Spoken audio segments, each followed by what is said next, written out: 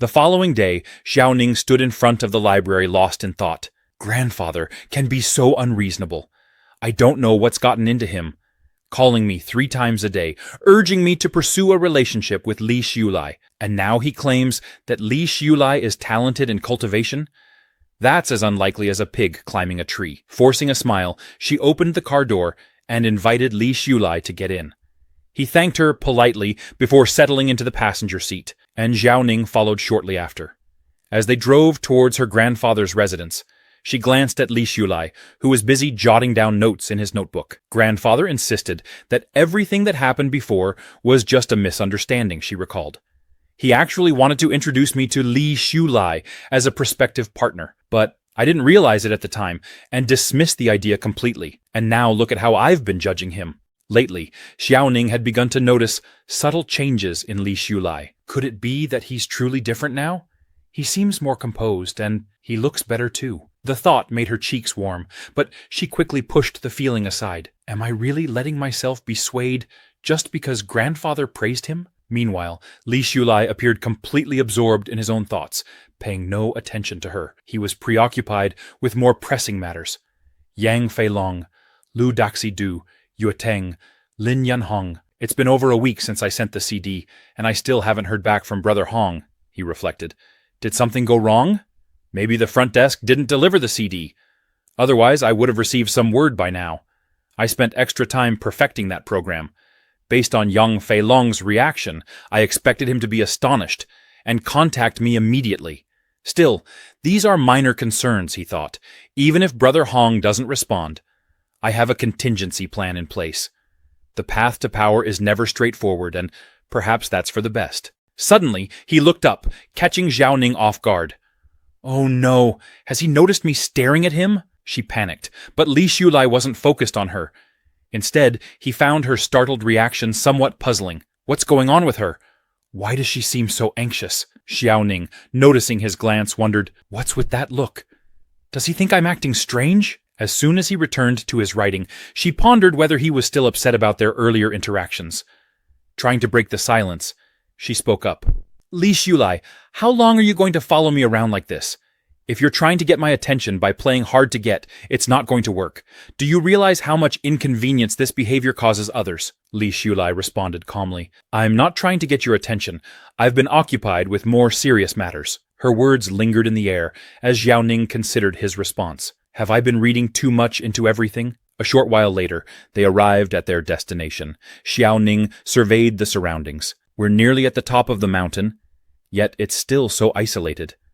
Li Xiulai turned to the old man and asked, Aren't we going to Qingyun Temple? Why are we heading into the mountains? The old man chuckled and replied, Those who practice cultivation have their own territories. Only those initiated in cultivation can see them. Without crossing the barrier, the scenery beyond remains invisible. Li Xiulai was taken aback, unsure of what the old man meant. But in the next moment, his confusion turned to astonishment as he watched Xiaoning walk through an invisible barrier. When he followed her, passing through the barrier himself, he was greeted by a breathtaking sight, a majestic castle standing before him. Li Xiulai was amazed. So this is a territory. It's nothing like the traditional Taoist temples. It feels as though it's floating among the clouds. His mind wandered briefly. I wonder if, once I've reached a certain level of cultivation, I'll have a territory of my own. Suddenly, he noticed the faint traces of true energy within Xiaoning, and thought, her true energy is so weak, it's almost non-existent. How can someone with such minimal essence cultivate? Xiaoning caught him staring and blushed, irritated by what she assumed to be his wandering eyes. Rogue! She snapped. Startled, Li Xiulai was confused. What do you mean? He asked. I was just observing your true essence.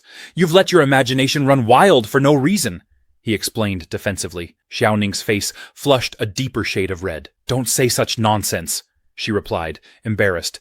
Li Xiulai, undeterred, pressed on. Your true energy is very weak. I was just curious as to why. Ma Xiaoning, we're college students. You shouldn't focus solely on your personal matters. Think more about how to create value and contribute to the country. Xiaoning shot back. I have no idea what you're talking about, and even if you are observing my true essence, don't look at it. Yes, my energy is weak. I'm not suited for cultivation like you. Watching the exchange, the old man smiled inwardly. My granddaughter won't be alone forever. Young love isn't so different from my own time. Li Xulai, still deep in thought, remarked, Your energy doesn't seem weak. It looks like it's blocked by something. But I'm not entirely sure. Just treat it as idle speculation. Xiaoning, taken aback, replied, No one has ever told me that before, not even my grandmother. Li Xulai responded with a touch of uncertainty. I could be wrong. My level of cultivation isn't that high yet. So I might have made a mistake. The old man, observing them, mused, Despite their differences, perhaps they'll grow closer. After all, even enemies can become family. Meanwhile, Li Xulai noticed a group of cultivators gathering in front of them. They had come for the same event. This is truly a grand gathering of the cultivation world, he thought, impressed. I never expected such a small city like Hangzhou to attract so many talented cultivators. I wonder if other cities host events like this. Everyone here seems ordinary, but they're clearly exceptional. His gaze landed on one person in particular, a postman who dashed across the field at an incredible speed, leaving Li Xulai speechless. That young man's true energy is remarkable, he thought. With such ability, he could probably deliver hundreds of parcels in a day. He could easily earn more than 1 million in 3 years at that rate. The old man approached Li Xulai and said, Come along, my friend. Let's meet the senior sister first, and then I'll introduce you to some people and show you around the temple. With that, the old man led Li Xulai to the Langquan pavilion. Entering the building, he called out loudly, Senior sister, I've brought Xiaoning and her boyfriend. Xiaoning, both angry and embarrassed, exclaimed, Grandpa, stop talking nonsense! Li Xulai, also feeling slightly embarrassed, thought to himself, How can this old man still be so mischievous? Well, maybe Zhang Chaoyang has his reasons. Masters often have secret techniques that they don't pass on to outsiders. Nepotism might be at play here, but for now it's best not to call attention to it. Xiaoning, still flustered, noticed that Li Xulai hadn't refuted her grandfather's words. Why didn't he deny it? Is he actually happy with this title in his heart? Meanwhile, Li Xulai mused, In the past, Ma Xiaoning would have ridiculed me, calling me a toad trying to eat swan meat. But now, seeing her angry, yet unable to speak out, it's quite amusing. Just then, a small blue bottle appeared before Li Xulai, and from it emerged a stunning woman. Lin Shuhuan, the master of Qingyun Temple. Both Xiaoning and her grandfather immediately greeted her with respect. Li Xulai, shocked at the sight, thought, Isn't she Zhang Chaoyang's senior sister? And isn't she Ma Xiaoning's grandmother? God! Grandma! Young grandma? Lin Shuhuan smiled warmly and said, This is your home. There's no need to be so formal every time. The old man, feeling slightly embarrassed, agreed, Senior sister is right. Lin Shuhuan placed her hand gently on the old man's head and said with a teasing smile, Our little Chaoyang seems to have grown younger recently. It appears your cultivation has made great progress. The old man, flustered, responded, It's all thanks to the elixir you gave me a few days ago, senior sister. Li Xulai, observing the interaction, was stunned. A girl who looks around my age is calling this old man little Chaoyang? But then he recalled something from his readings. Online articles always mention that the higher one's cultivation level, the older they become. I just lost my composure. I must have looked so unrefined. Lin Shuhuan continued. If you encounter any difficulties, be sure to let your senior sister know. Old man Chaoyang playfully leaned his head on her shoulder, saying, Everything's fine.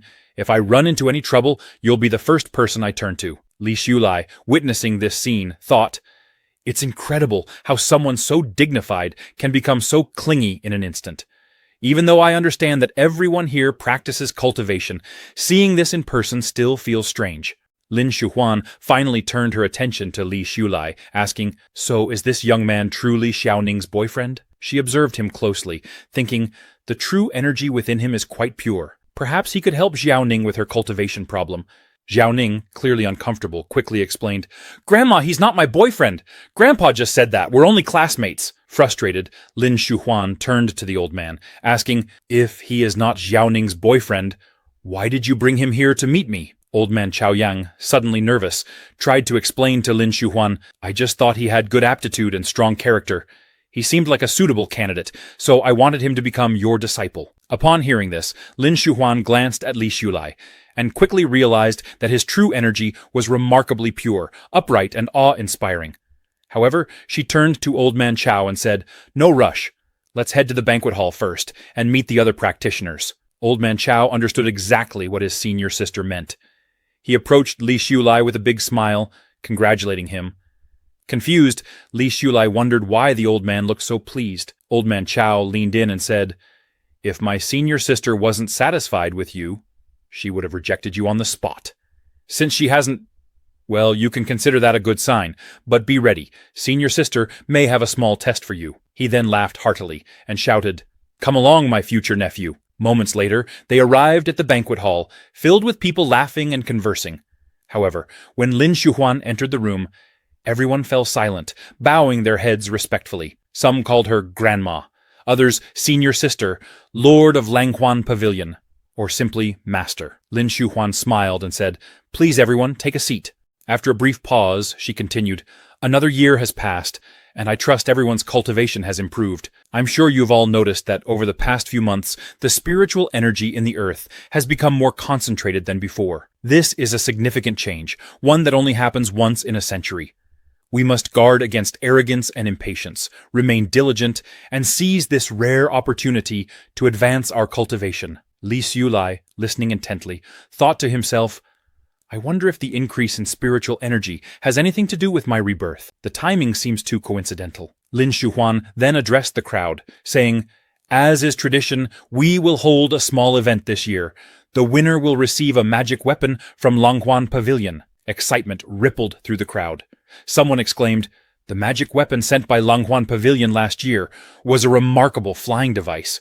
With it, you could travel thousands of miles a day, faster and more stable than any airplane. I wonder who will win this year." Another person chimed in, "It's definitely coming home with me." Yet another enthusiastically claimed, "I'm taking the top spot this time."